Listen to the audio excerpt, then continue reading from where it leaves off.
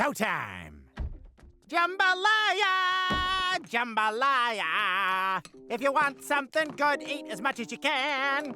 Jambalaya! Jambalaya! I learned this recipe from a little blind man. Today we're gonna get hot and spicy. Of course I'm talking about jambalaya. You have me going there. So let's get started. Alright, and just like always, I say cooking should be fun and relaxing. Normally I'd have my relaxing juice, but today I have some meditation juice.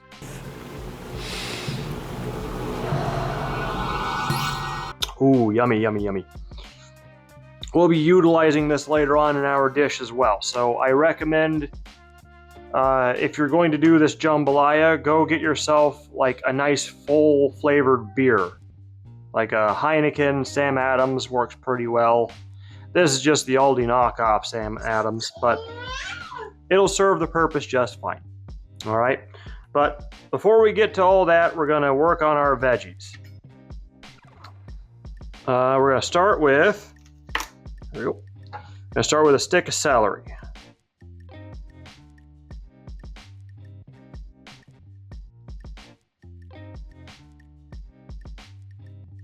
There we are.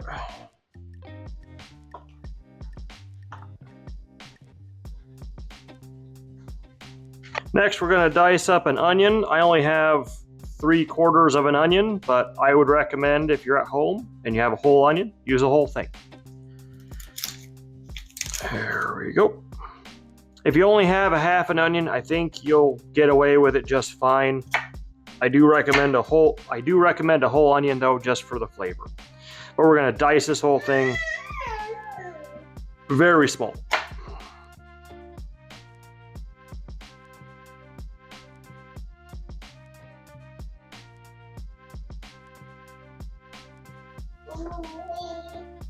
All right, next we're gonna throw in a bell pepper.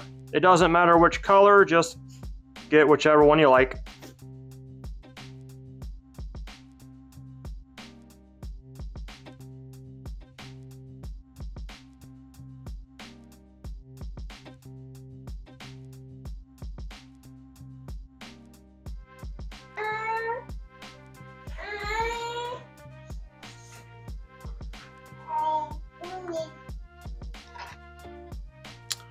Okay, so that does it for the veggies.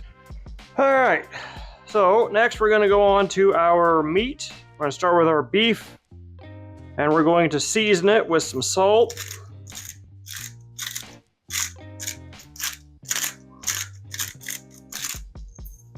Black pepper. Black pepper is very important in Cajun cooking, so this is gonna be quite a bit.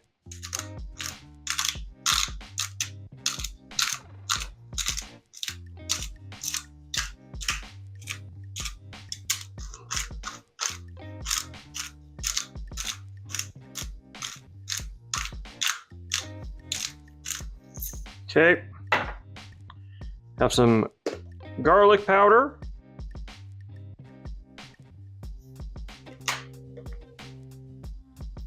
onion powder,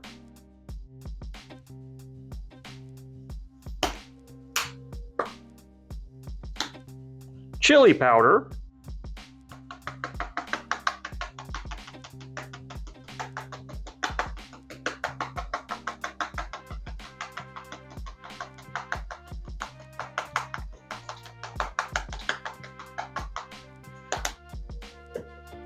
and we're going to throw on some cumin.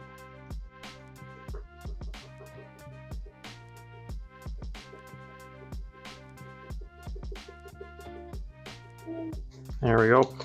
In my opinion, this is the spice that characterizes this dish most of all, along with the black pepper. So please don't skip the cumin. And don't be afraid to spice this a bit heavy, because this is going to go into a large pot of basically stew. So just don't be afraid to season it a little bit heavily, okay? Now I'm going to flip this over and do the same thing on the other side. I'll just skip through that so you don't have to watch me do it.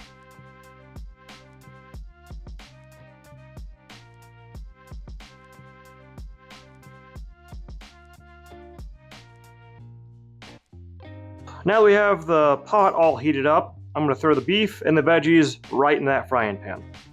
And instantly, when all those spices come in contact with that hot surface, the entire room starts to smell like Cajun spices. So that's going to be lovely for you and everybody on the floor of the building you're living in. Next, we are going to season our pork component of this jambalaya. In my jambalaya, I typically have three meats. I have pork, beef, and chicken all together. And this is just plain ground pork that I'm going to season.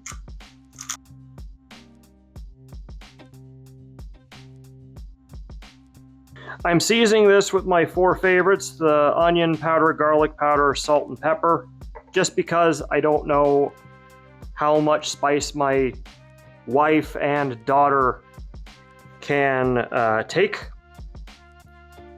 Here we go. Otherwise, I would make this with pork chorizo, and that is delightfully spicy. An explosion of flavor! It's good. This is about 1 pound of ground pork. If you're doing links, I'd say like 2 or 3 links. You can also use beer brats, they're very good, but please be careful, don't use breakfast sausage with a lot of herbs in it. I don't think those herbs play very well with the southwestern flavors, okay? So anyway, this pork is seasoned the way I like it. It's going in the pot along with the beef.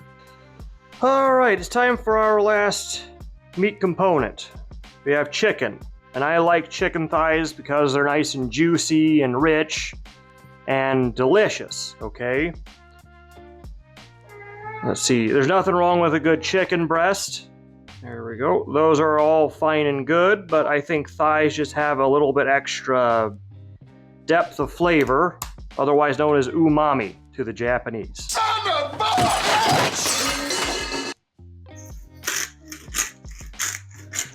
There we go. And I'm going to season these the same way I did the pork.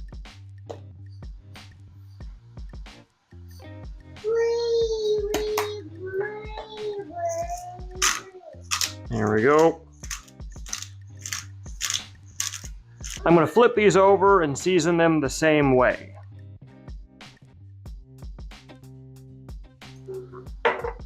All right, and now I'm going to slice these all up into tiny bite-sized pieces.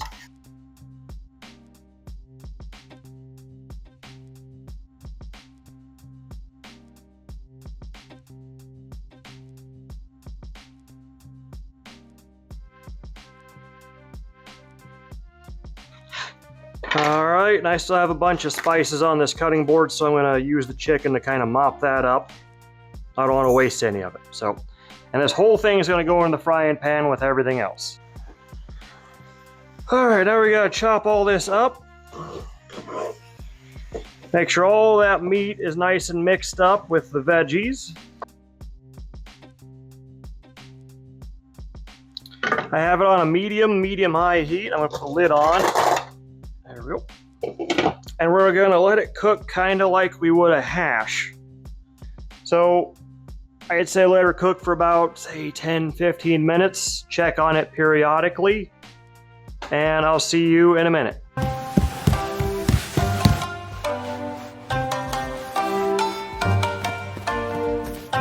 While we are waiting for the vegetables and meat to get ready, let's make the dark roux.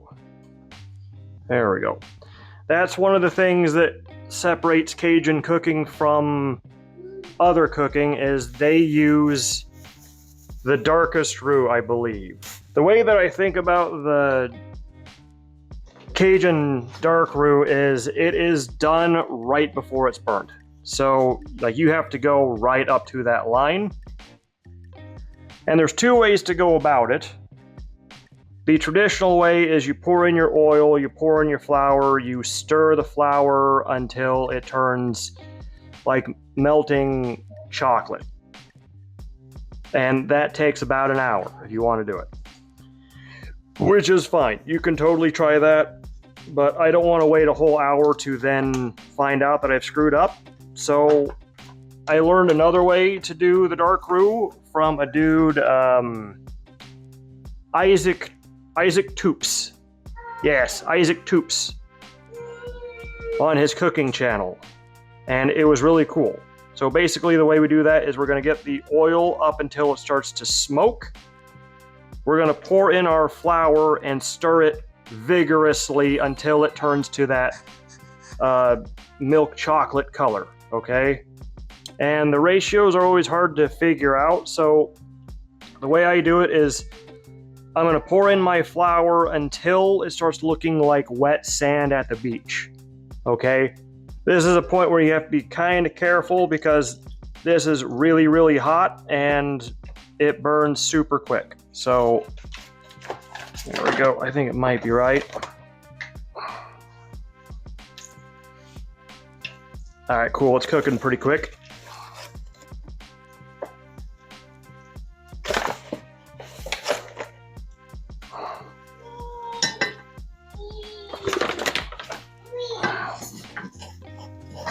All right, there we go. And we're off to the races. Look at it bubble. There we go. And you want to stir it pretty vigorously. This is what's known as a blonde roux.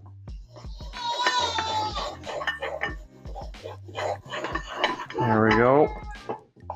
And you want to use a neutral oil like vegetable oil or avocado. Don't use butter or bacon fat. Their smoke point isn't high enough. There we go, and we're just gonna let this go at a nice high heat until it starts to change color. And it'll be gradual and slow.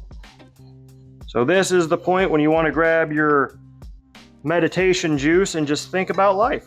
Peace. Inner peace. Inner peace.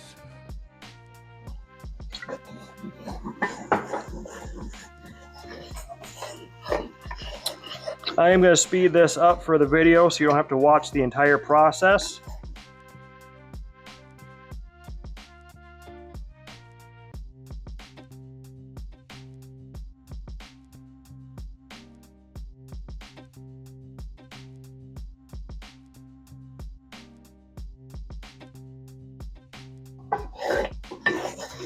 All right, and this is looking pretty good, but my ratio of oil to flour is looking a little bit off, so I'm going to add a little bit more oil. Don't be afraid to do this if you have to.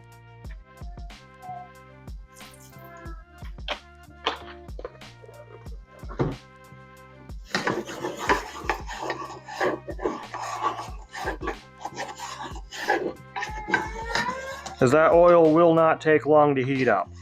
And as you can see, the color is starting to change as the flour toasts. But it's not quite dark enough.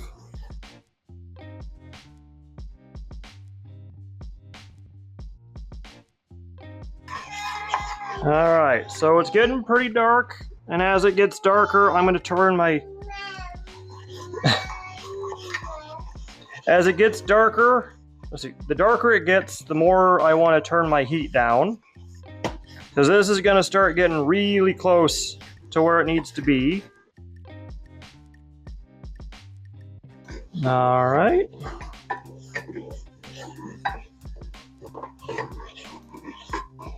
There we go. See how it's looking kind of like a melted chocolate bar there? Like a little bit of melted chocolate.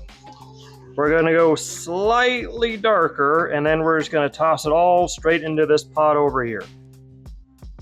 All right. This is looking really, really good. Super close. I'm actually going to kill my heat.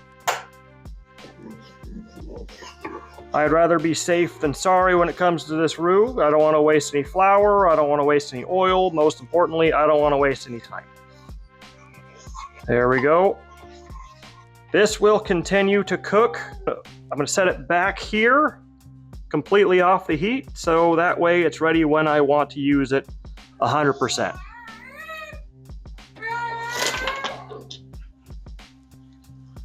All right, we're taking a look at all of our meat and vegetables. There we go. Very well cooked through. All right. We need a couple things. We're going to throw in some garlic. That's about half a tablespoon's worth of garlic. 2 to 3 cloves if you're just using cloves. And now we're going to pour in some of our meditation juice. About, I'd say, a half a bottle of beer. About a quarter cup. And we're going to let that get up to heat. And we're going to let it cook without the lid on it, okay? Let it braise out a little bit. All right, and before we go on our little hiatus, look at how dark this roux got just from that residual heat, okay? So if you're afraid of burning it, it's fine to completely remove it from the heat, move it away, move it somewhere else. It'll slow down and stop cooking before it gets to that color, that way you don't burn it. Okay, I've never burnt a roux, and I've made several of them. Okay, all right, we're gonna let this get up to heat and start boiling out, and we'll come back in about, I'd say, another 5 minutes. Okay, let's go meditate. This is all looking lovely. There we go. That beer is going to add some really, really good flavor to our stew here. The same way people like to cook with wine, beer can add a huge amount of flavor. And now we're going to add all of this dark roux.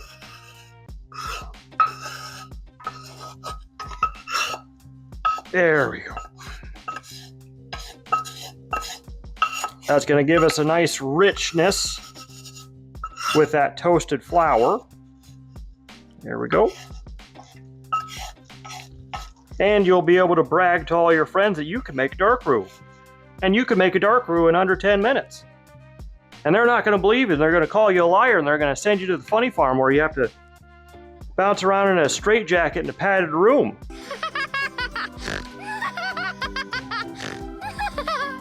But you'll be able to make a dark roux. Sweetheart? No, no.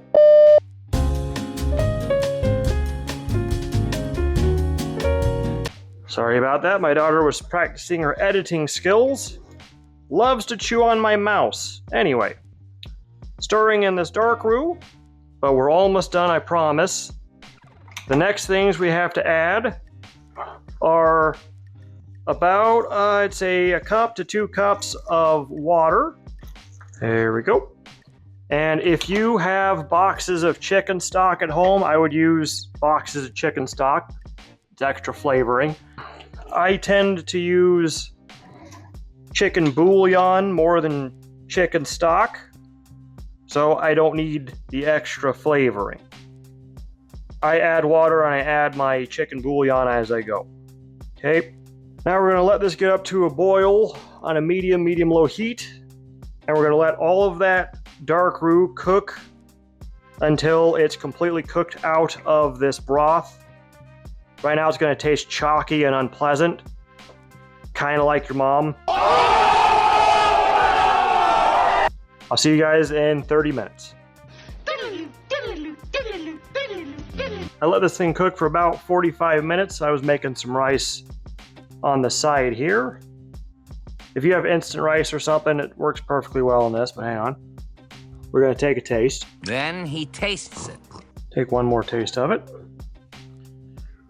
He tastes it and tastes it, then tastes it some more. There it is.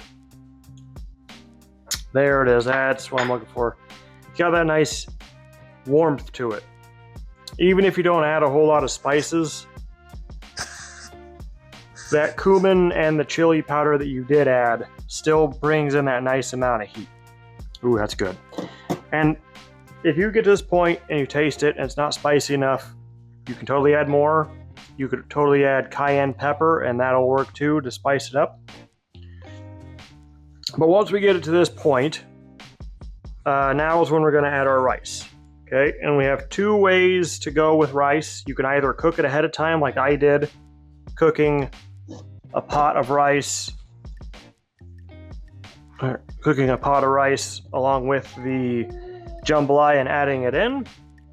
Or you can throw in raw rice, completely uncooked, stir it in, and then you're going to want to bake it at 350 to 375 degrees for about 45 minutes until the rice gets nice and cooked through.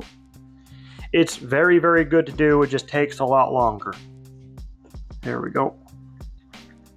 When I lived in Japan, they had these packages of pre-cooked rice that you could microwave in about a minute and it'd be perfect. Those were fantastic, okay?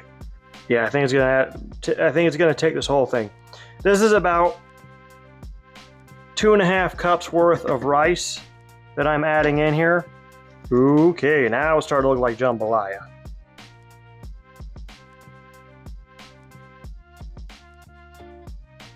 Sophia, okay.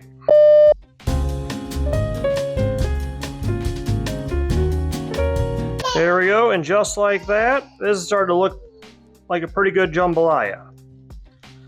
So I'm going to let it cook for another 10 to 15 minutes or so with the lid off so that all this moisture gets cooked out or into the rice, okay? We're going to keep it on a low heat and just kind of let it sit, okay? Alrighty, let's take a look here. Oh yeah, baby. This is looking fantastic.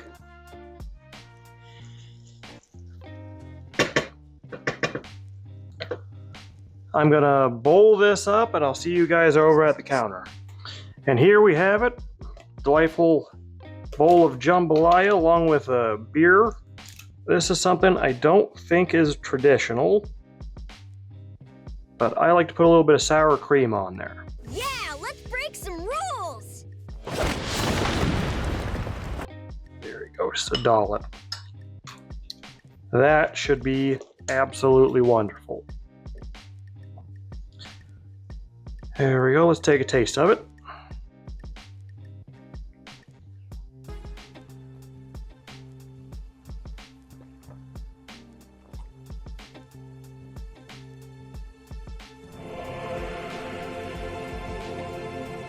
How is it, Jen?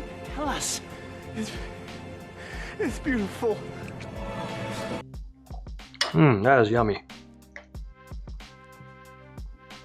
This is probably one of my favorite dishes of all time. I know I say that a lot, but this is fantastic. It's got the attention to detail of the French, the spices of the Mexicans, and the industrialization of America behind it. Voila. I have a theory that poor people make the best food, and this just proves it. Fantastic. Just the right amount of spice. My Midwestern is showing you can totally put some cheese on there if you want to. Some cheddar would be perfect in this. All right, everybody. That's it for the jambalaya and everything today. If you want a similar recipe, I'll put my Midwestern dirty rice recipe right here at the top there in that tag. Let me know in the comments down below. If you're from Louisiana, let me know how I screwed up all of the recipes for the jambalaya. There we go. If you're from Louisiana, down in the comments, please let me know exactly where I screwed up, okay? I would like to know, so that I can kind of ignore you, because I'm an American and I'm going to do whatever the hell I want to anyway. I have a permit. This just says I can do what I want. If you want to, please give me a like, a share, and a subscribe. I'm trying to get up to 1,000 subscribers so I can start making some money on this. And let me know what you want me to cook in the comments down below. I'm actually starting to get some pretty good comments down there, so I'll be trying some fan submissions here before too long. If you want to buy some merch, go to my merch store and buy a t-shirt or something. All right, everybody. I've been Dad. Have a good one.